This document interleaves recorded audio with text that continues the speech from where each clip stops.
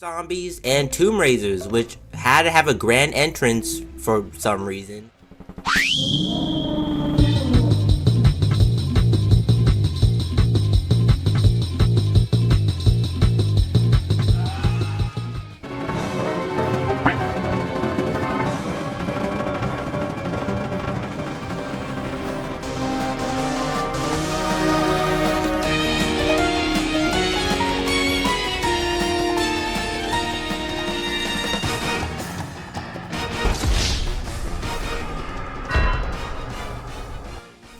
Was the intro a bit dramatic? Yes.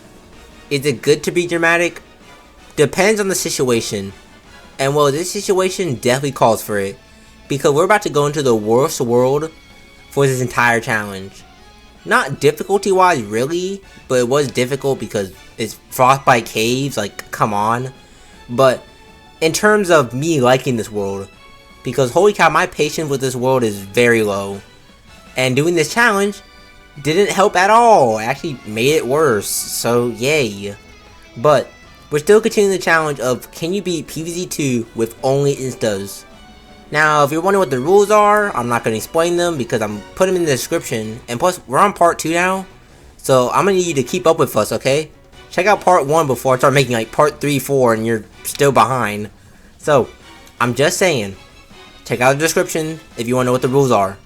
I'm not going to explain them here because it'll take a while. But other than that, let's just say this world was pretty cold. Pun definitely intended. Okay, but here's one thing I will explain. Now in case you haven't seen my other videos, or especially the challenges, I have a little difficulty meter. And basically the difficulty meter is, well, what it is. And if you see the number at the top, like saying day 1, day 13, or whatever day it is, whatever the color is, then that's a difficulty. Meaning that white is the easiest difficulty, dark green is like okay, and then up and up and up until dark red, which is like really hard, or impossible sometimes. Actually, most of the time if I do that, but I'm just saying, the difficulty meter is just here for you and for me to understand things better. But other than that, day 1 was really easy because there were no ice winds. And also, trust me, there's a lot of pre-placed plants in this world for unknown reasons. So, yay, I guess that kind of helps out, but trust me, it's not anything crazy.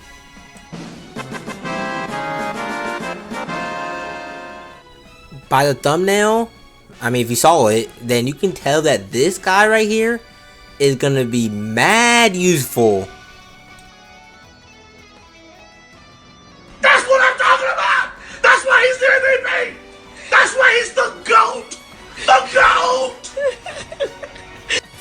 Day 2 was pretty explosive. Okay, not really because it's a really easy level, but I mean, you see what I mean. Other than that though, day 2 was pretty simple. And also, while you're here, since you're such a cool person and I'm a cool person, you should like and subscribe. So for some reason, Frostbite Caves has a lot of conveyor belt levels. Why, I don't know. But while we're here, we might as well take a little quiz because, I mean, this level is also really boring. And it doesn't count as a challenge, I just want to say there's a lot.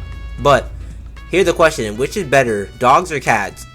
You can tell me in the comments, just don't have a crazy war down there, but tell me in the comments what you think. And we'll see if people agree with you or not. I want to see what the opinion of vote is, I guess. But other than that, day 3 doesn't count. I just wanted to say that there's a lot more conveyor belts later on, so yay, fun.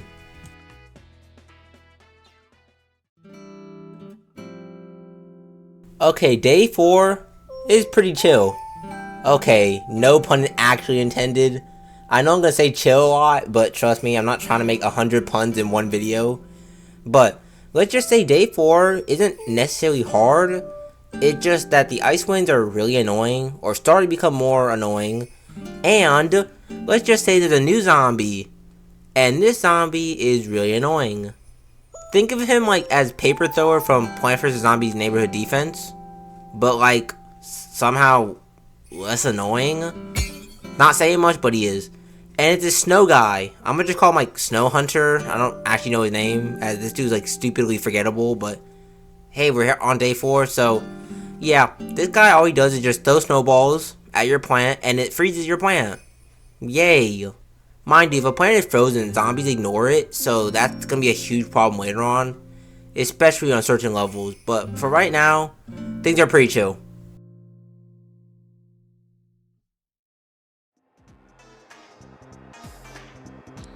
Oh, brother, this guy stinks!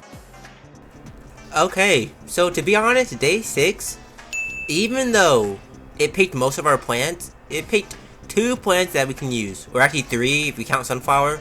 It picked walnut and hot potato, which hot potato is stupidly useful because now we have a new zombie. Well, that new zombie again, yay.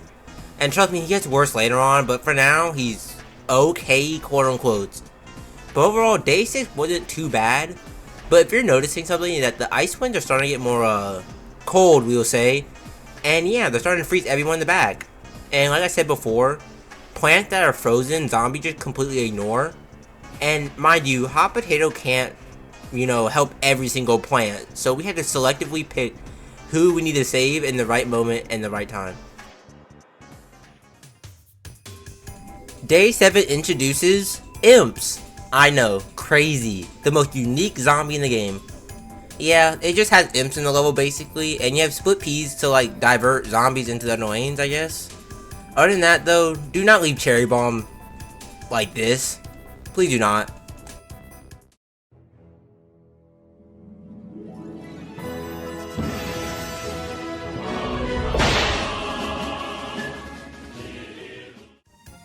Okay, so I just searched up on Google, can dodos even live in a cold environment?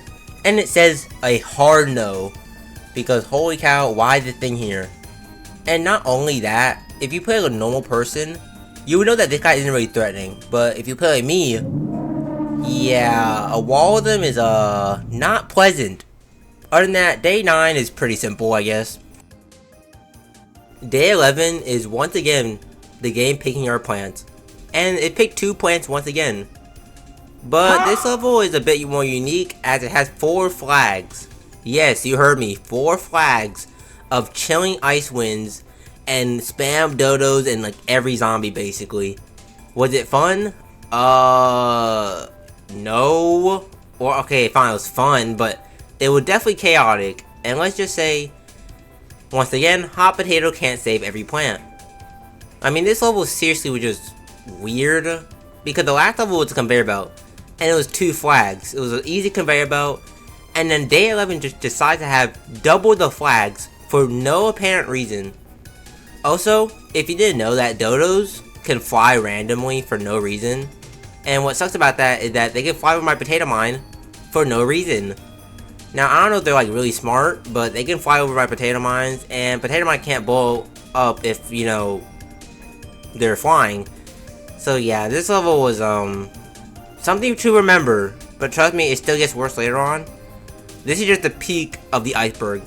The tip, we'll say.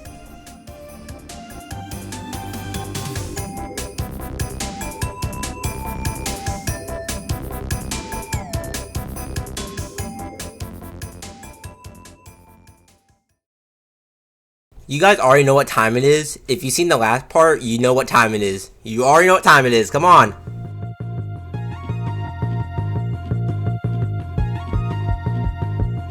It's no use!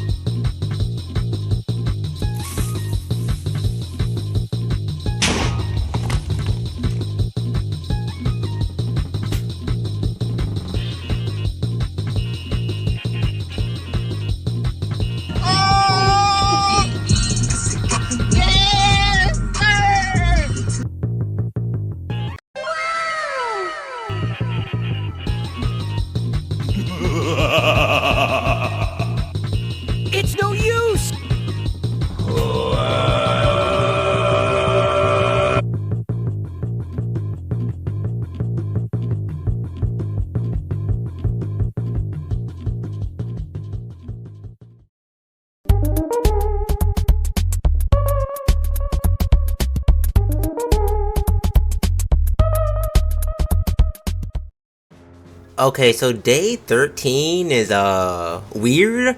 So first of all, the Gargantuar. I didn't know it pops up on day 13.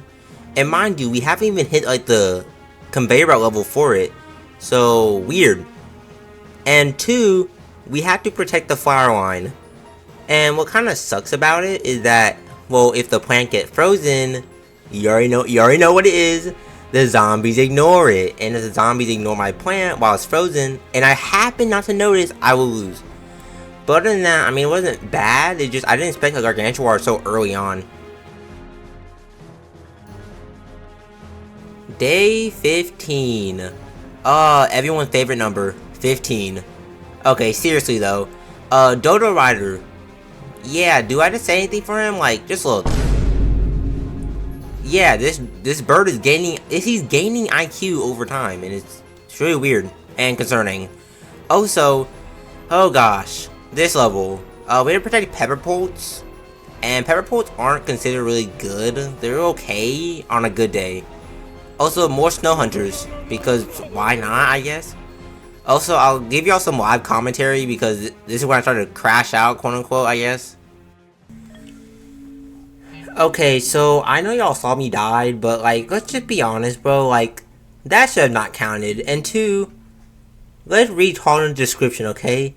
Tallnut, okay? A pretty known plant in the community. Heavy duty wall that blocks low flying zombies. Now, let's just go to that stupid bird. Where is the almanac? Thank you. Let's go find the bird. Like, I think they like Dodo or something. Let's go find him real quick. Okay, don't know why that was laggy all of a sudden. Let's go find him. I thought this guy was annoying. Nah. Seagull zombie, honestly, you're fine. Like, where is he at? Oh, here you are. Okay. We got Dodo Rider zombie. Okay, so you're telling me when he flies, this little bird dude flies, he doesn't fly low. This big bird with an imp on him can fly so high over a tall nut. Yeah, no. I don't believe that. That gotta be like unfair. And I have to protect. Why do I have to protect these guys? Like, Pepperpole is so poopy. Like, bro, it's not even that good. Like, if it was Melonpole or Wintermelon, different story. But it's these guys. Ooh, wait. Maybe. I'll think about this. So, I thought about it. And yes, I did use Lava Guava. Now, first of all, in the first part, I had him on the thumbnail, but I never actually got a chance to use him because I never got the chance to rent an ad. And this was the one time I did, where I got Lava Guava with it, so now it makes more sense with the thumbnail. But overall, Lava Guava is okay, but hey, he made a difference, I guess.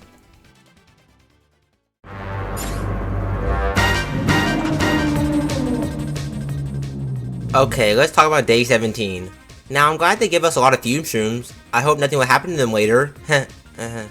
Okay, but seriously though, let's just say day 17 is interesting. But let's talk about the new guy. The new guy is annoying, and becomes a lot worse later on. This is his intro, and he's being nice, quote unquote. Let's just say that he has 4 zombies with him, himself and the 3 imps, or how many imps he's pushing.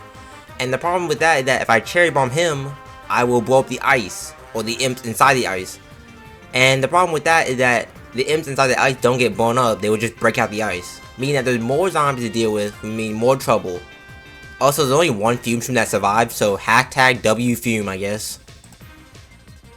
Day 19 is where I'm just going to elaborate on the new zombies still. So, first of all, if he pushes the ice blocks and it hits your plant while your plant is frozen, it will move your plant backwards.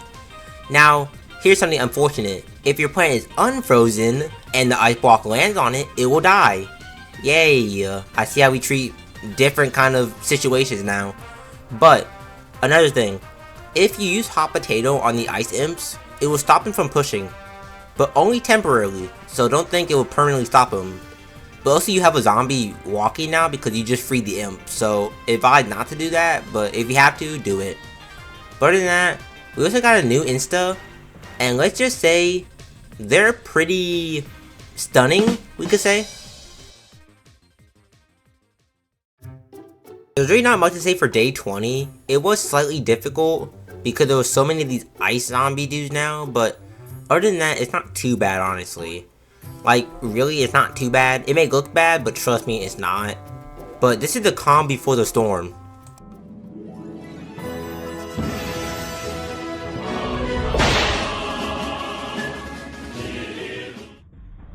A zombie on day 22 that is known for being very bad. This zombie is awfully close to Chicken Wrangler in like gimmick wise. And let's just say most people that play PvZ2 know who the zombie is.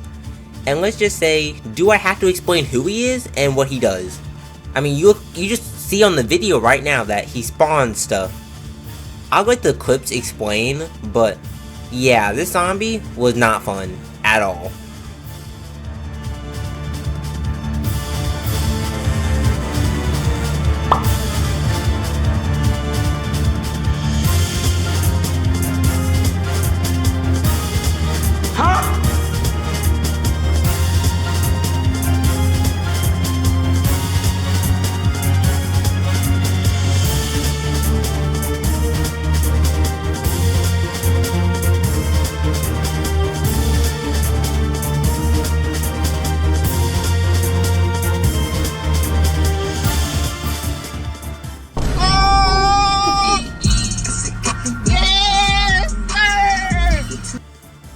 Okay, so the only reason this level was even remotely possible was down to Potato Mine and Cherry Bomb.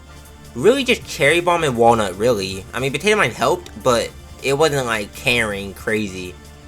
And Cherry Bomb is just, he hard carries in Frostbite caves. I mean, come on, this plant is literally made to beat this world. But other than that, this level is possible if you get lucky enough. Day 23. This level is impossible.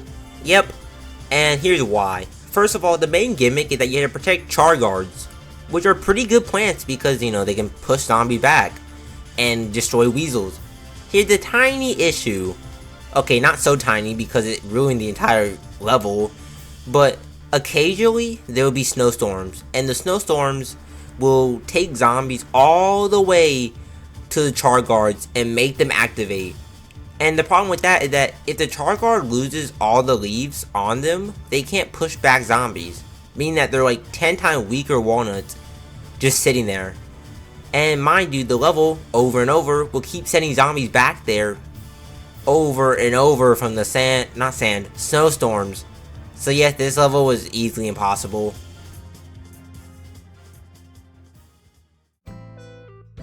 Day 24 is more on the relaxing side, and that's a good thing.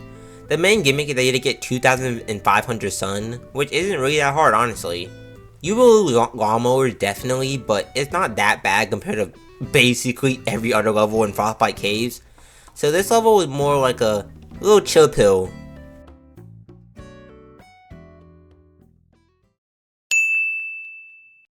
This is the final real level for the challenge. So the question is, can we win?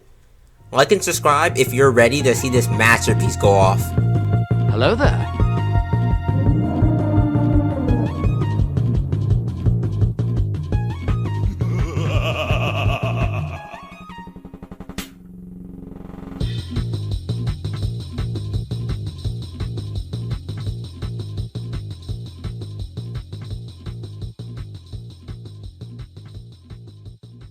To be honest with y'all, I knew this wouldn't work out, because Weasel Hoarders are basically the MVPs for the zombies, so yay. And that was the last true level, like I said.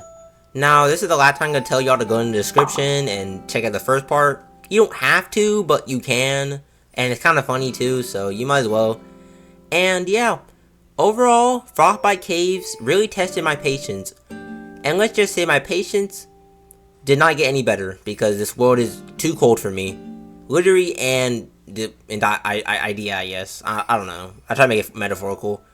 But other than that, have a good day, y'all.